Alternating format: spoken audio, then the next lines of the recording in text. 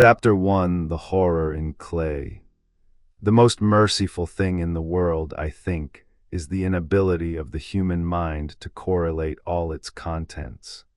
We live on a placid island of ignorance in the midst of black seas of infinity, and it was not meant that we should voyage far. The sciences, each straining in its own direction, have hitherto harmed us little. But someday the piecing together of dissociated knowledge will open up such terrifying vistas of reality, and of our frightful position therein, that we shall either go mad from the revelation or flee from the deadly light into the peace and safety of a new dark age.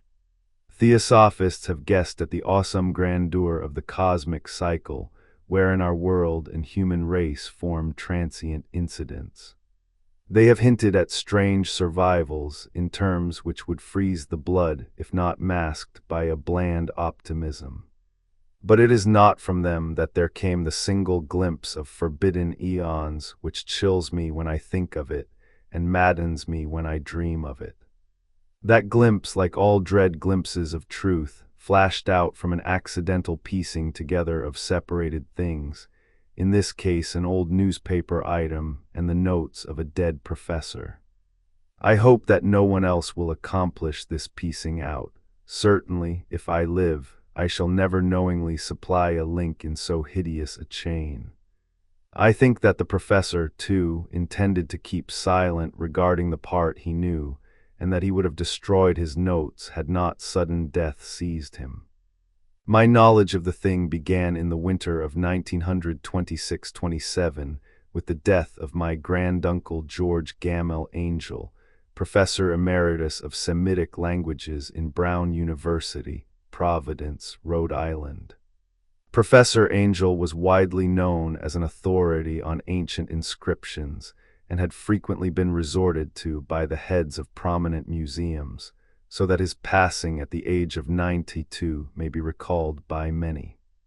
Locally, interest was intensified by the obscurity of the cause of death. The professor had been stricken whilst returning from the Newport boat, falling suddenly, as witnesses said, after having been jostled by a nautical-looking Negro who had come from one of the queer dark courts on the precipitous hillside, which formed a short cut from the waterfront to the deceased's home in Williams Street. Physicians were unable to find any visible disorder, but concluded after perplexed debate that some obscure lesion of the heart, induced by the brisk ascent of so steep a hill by so elderly a man, was responsible for the end. At the time I saw no reason to dissent from this dictum, but latterly I am inclined to wonder, and more than wonder. As my granduncle's heir and executor, for he died a childless widower, I was expected to go over his papers with some thoroughness, and for that purpose moved his entire set of files and boxes to my quarters in Boston. Much of the material which I correlated will be later published by the American Archaeological Society, but there was one box which I found exceedingly puzzling, and which I felt much averse from showing to other eyes. It had been locked, and I did not find the key till it occurred to me to examine the personal ring which the professor carried always in his pocket. Then indeed I succeeded in opening it, but when I did so seemed only to be confronted by a greater and more closely locked barrier. For what could be the meaning of the queer clay bas-relief and the disjointed jottings, ramblings, and cuttings which I found? Had my uncle in his latter years become credulous of the most superficial impostures? I resolved to search out the eccentric sculptor responsible for this apparent disturbance of an old man's peace of mind. The bas-relief was a rough rectangle less than an inch thick and about 5 by 6 inches in area, obviously of modern origin. Its designs, however, were far from modern in atmosphere and suggestion, for although the vagaries of cubism and futurism are many and wild, they do not often reproduce that cryptic regularity which lurks in prehistoric writing. And writing of some kind the bulk of these designs seemed certainly to be, though my memory, despite much familiarity with the papers and collections of my uncle, failed in any way to identify this particular species or even to hint at its remotest affiliations. Above these apparent hieroglyphics was a figure of evidently pictorial intent, though its impressionistic execution forbade a very clear idea of its nature. It seemed to be a sort of monster, or symbol representing a monster, of a form which only a diseased fancy could conceive. If I say that my somewhat extravagant imagination yielded simultaneous pictures of an octopus, a dragon, and a human caricature, I shall not be unfaithful to the spirit of the thing. A pulpy, tentacled head surmounted a grotesque and scaly body with rudimentary wings, but it was the general outline of the whole which made it most shockingly frightful. Behind the figure was a vague suggestion of a cyclopean architectural background. The writing accompanying this oddity was, aside from a stack of press cuttings, in Professor Angel's most recent hand, and made no pretense to literary style. What seemed to be the main document was headed Cthulhu Cult, in characters painstakingly printed to avoid the erroneous reading of a word so unheard of. The manuscript was divided into two sections, the first of which was headed 1925, Dream and Dream Work of H. Wilcox 7 Thomas St. Providence R.I., and the second, Narrative of Inspector John R. Legras 121 by Unveils St. New Orleans La. at 1908a. MTG Notes on Same and Prof. Webb's Act. The other manuscript papers were all brief notes, some of them accounts of the queer dreams of different persons, some of them citations from theosophical books and magazines, notably W. Scott Elliott's Atlantis and the Lost Lemuria, and the rest comments on long-surviving secret societies and hidden cults, with references to passages in such mythological and anthropological source books as Fraser's Golden Bough and Miss Murray's Witch Cult in Western Europe. The cuttings largely alluded to outre mental illnesses and outbreaks of group folly or mania in the spring of 1925. The first half of the principal manuscript told a very peculiar tale. It appears that on March 1, 1925, a thin, dark young man of neurotic and excited aspect had called upon Professor Angel bearing the singular clay bas-relief, which was then exceedingly damp and fresh. His card bore the name of Henry Anthony Wilcox, and my uncle had recognized him as the youngest son of an excellent family slightly known to him, who had latterly been studying sculpture at the Rhode Island School of Design and living alone at the Fleur-de-Lis building near that institution. Wilcox was a precocious youth of known genius but great eccentricity, and had from childhood excited attention through the strange stories and odd dreams he was in the habit of relating. He called himself psychically hypersensitive, but the staid folk of the ancient commercial city dismissed him as merely queer. Never mingling much with his kind, he had dropped gradually from social visibility, and was now known only to a small group of aesthetes from other towns. Even the Providence Art Club, anxious to preserve its conservatism, had found him quite hopeless. On the occasion of the visit ran the professor's manuscript. The sculptor abruptly asked for the benefit of his host's archaeological knowledge in identifying the hieroglyphics on the bas-relief. He spoke in a dreamy, stilted manner which suggested pose and alienated sympathy, and my uncle showed some sharpness in replying, for the conspicuous freshness of the tablet implied kinship with anything but archaeology. Young Wilcox's rejoinder, which impressed my uncle enough to make him recall and record it verbatim, was of a fantastically poetic cast which must have typified his whole conversation, and which I have since found highly characteristic of him. He said, "It is new indeed, for I made it last night in a dream of strange cities, and dreams are older than brooding Tyre, or the contemplative Sphinx, or garden-girdled Babylon." It was then that he began that rambling tale which suddenly played upon a sleeping memory and won the fevered interest of my uncle. There had been a slight earthquake tremor the night before, the most considerable felt in New England for some years, and Wilcox's imagination had been keenly affected.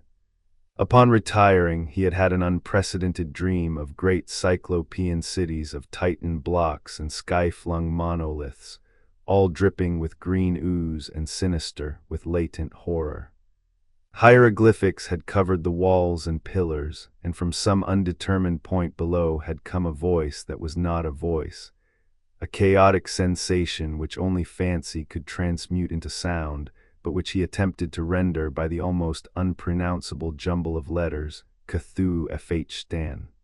This verbal jumble was the key to the recollection which excited and disturbed Professor Angel. He questioned the sculptor with scientific minuteness, and studied with almost frantic intensity the bas-relief on which the youth had found himself working, chilled and clad only in his night clothes, when waking had stolen bewilderingly over him. My uncle blamed his old age, Wilcox afterwards said, for his slowness in recognizing both hieroglyphics and pictorial design.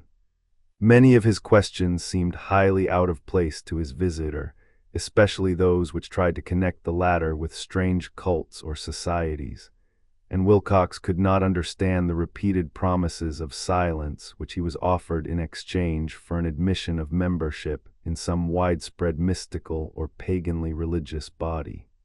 When Professor Angel became convinced that the sculptor was indeed ignorant of any cult or system of cryptic lore, he besieged his visitor with demands for future reports of dreams.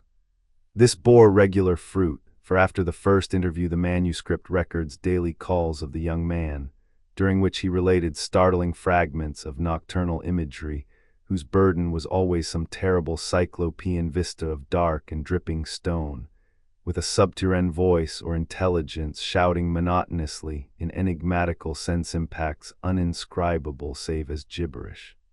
The two sounds most frequently repeated are those rendered by the letters Cthulhu and Laye. On March 23d, the manuscript continued, Wilcox failed to appear, and inquiries at his quarters revealed that he had been stricken with an obscure sort of fever and taken to the home of his family in Waterman Street. He had cried out in the night, arousing several other artists in the building, and had manifested since then only alternations of unconsciousness and delirium. My uncle at once telephoned the family, and from that time forward kept close watch of the case, calling often at the Thayer Street office of Dr. Toby, whom he learned to be in charge. The youth's febrile mind, apparently, was dwelling on strange things, and the doctor shuddered now and then as he spoke of them. They included not only a repetition of what he had formerly dreamed, but touched wildly on a gigantic thing, miles high, which walked or lumbered about. He at no time fully described this object, but occasional frantic words, as repeated by Dr. Toby convinced the professor that it must be identical with the nameless monstrosity he had sought to depict in his dream sculpture. Reference to this object, the doctor added, was invariably a prelude to the young man's subsidence into lethargy. His temperature, oddly enough, was not greatly above normal, but his whole condition was otherwise such as to suggest true fever rather than mental disorder. On April 2nd at about 3 p.m., every trace of Wilcox's malady suddenly ceased. He sat upright in bed, astonished to find himself at home and completely ignorant of what had happened in dream or reality since the night of March 22nd. Pronounced well by his physician, he returned to his quarters in 3 days, but to Professor Angel he was of no further assistance. All traces of strange dreaming had vanished with his recovery, and my uncle kept no record of his night thoughts after a week of pointless and irrelevant accounts of thoroughly usual visions. Here the first part of the manuscript ended, but references to certain of the scattered notes gave me much material for thought, so much, in fact, that only the ingrained skepticism then forming my philosophy can account for my continued distrust of the artist. The notes in question were those descriptive of the dreams of various persons covering the same period as that in which young Wilcox had had his strange visitations. My uncle, it seems, had quickly instituted a prodigiously far-flung body of inquiries amongst nearly all the friends whom he could question without impertinence, asking for nightly reports of their dreams and the dates of any notable visions for some time past. The reception of his request seems to have been varied, but he must, at the very least, have received more responses than any ordinary man could have handled without a secretary. This original correspondence was not preserved, but his notes formed a thorough and really significant digest. Average people in society and business, New England's traditional salt of the earth, gave an almost completely negative result, though scattered cases of uneasy but formless nocturnal impressions appear here and there, always between March 23d and April 2nd, the period of young Wilcox's delirium. Scientific men were little more affected, though 4 cases of vague description suggest fugitive glimpses of strange landscapes, and in one case there is mentioned a dread of something abnormal. It was from the artists and poets that the pertinent answers came, and I know that panic would have broken loose had they been able to compare notes. As it was, lacking their original letters, I half suspected the compiler of having asked leading questions, or of having edited the correspondence in corroboration of what he had latently resolved to see. That is why I continued to feel that Wilcox, somehow cognizant of the old data which my uncle had possessed, had been imposing on the veteran scientist. These responses from aesthetes told a disturbing tale. From February 28th to April 2nd, a large proportion of them had dreamed very bizarre things, the intensity of the dreams being immeasurably the stronger during the period of the sculptor's delirium. Over a fourth of those who reported anything reported scenes and half-sounds not unlike those which Wilcox had described, and some of the dreamers confessed acute fear of the gigantic nameless thing visible toward the last. One case which the note describes with emphasis was very sad. The subject, a widely known architect with leanings toward theosophy and occultism, went violently insane on the date of young Wilcox's seizure, and expired several months later after incessant screamings to be saved from some escaped denizen of hell. Had my uncle referred to these cases by name instead of merely by number, I should have attempted some corroboration and personal investigation, but as it was, I succeeded in tracing down only a few.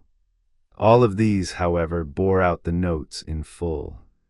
I have often wondered if all the objects of the professor's questioning felt as puzzled as did this fraction. It is well that no explanation shall ever reach them. The press cuttings, as I have intimated, touched on cases of panic, mania, and eccentricity during the given period. Professor Angel must have employed a cutting bureau, for the number of extracts was tremendous and the sources scattered throughout the globe. Here was a nocturnal suicide in London, where a lone sleeper had leaped from a window after a shocking cry. Here likewise a rambling letter to the editor of a paper in South America, where a fanatic deduces a dire future from visions he has seen. A dispatch from California describes a theosophist colony as donning white robes en masse for some glorious fulfillment which never arrives, whilst items from India speak guardedly of serious native unrest toward the end of March. Voodoo orgies multiply in Haiti, and African outposts report ominous mutterings. American officers in the Philippines find certain tribes bothersome about this time, and New York policemen are mobbed by hysterical Levantines on the night of March 22-23. The west of Ireland, too, is full of wild rumor and legendry, and a fantastic painter named Ardwa Bonat hangs a blasphemous dream landscape in the Paris Spring Salon of 1926. And so numerous are the recorded troubles in insane asylums that only a miracle can have stopped the medical fraternity from noting strange parallelisms and drawing mystified conclusions. A weird bunch of cuttings, all told, and I can at this date scarcely envisage the callous rationalism with which I set them aside. But I was then convinced that young Wilcox had known of the older matters mentioned by the professor.